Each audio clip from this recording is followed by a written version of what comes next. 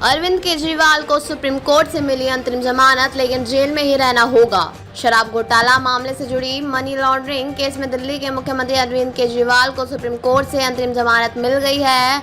Justice Sanjeev Khanna की अगुवाई वाली बेंच ने यह फैसला सुनाया है, मगर केजरीवाल अभी जेल में ही रहेंगे क्योंकि सुप्रीम कोर्ट ने ईडी के मामले में उन्हें अंतरिम जमानत दी है। सीबीआई में केस जारी है। सुप्रीम कोर्ट ने कहा है कि हमने जमानत के सवाल की जांच नहीं की, लेकिन हमने धारा 19 पीएमएलए के मापदंडों की जांच की है। हमने धारा 19 और धारा 45 के बीच अंतर समझाया है। धारा 19 अधिकारियों की व्यक्तिपरक राय है और न्यायिक समीक्षा के अधीन है। धारा 45 का प्रयोग न्यायालय द्वारा ही किया जाता है। सुप्रीम कोर्ट की संविधान पीठ यह देखेगी कि पीएमएलए का प्रावधान सही है या नहीं, केजरीवाल की गिरफ्तारी सही है या नहीं। एससी से बड़ी बेंच के पास भेजा मामला। सुप्रीम कोर्ट ने कहा, अरविंद केजरीवाल लंबे दिनों से जेल में हैं। हमें निर्देश देते हैं कि केजरीवाल को अंतरिम जमानत पर रिहा किया जाए। वह एक निर्वाचन नेता हैं और यह उन पर निर्भर है कि वह इस पद से बने रहें चाहते हैं या नहीं।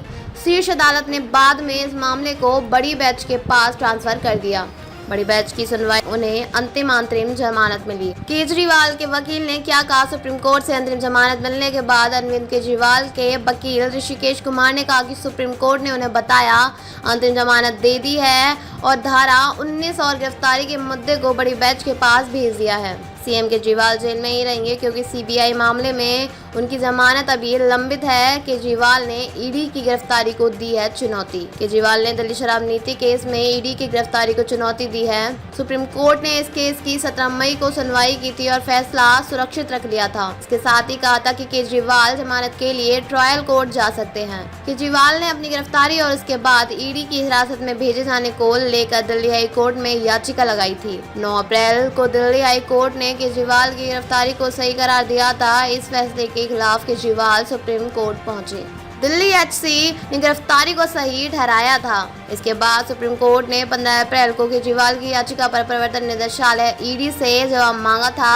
हाई कोर्ट ने केजरीवाल की गिरफ्तारी को सही बताते हुए कहा था कि इससे कुछ भी अवैध नहीं था क्योंकि केजरीवाल कई समझ भेजे जाने के बाद भी पूछताछ के लिए ईडी ऑफिस नहीं आए।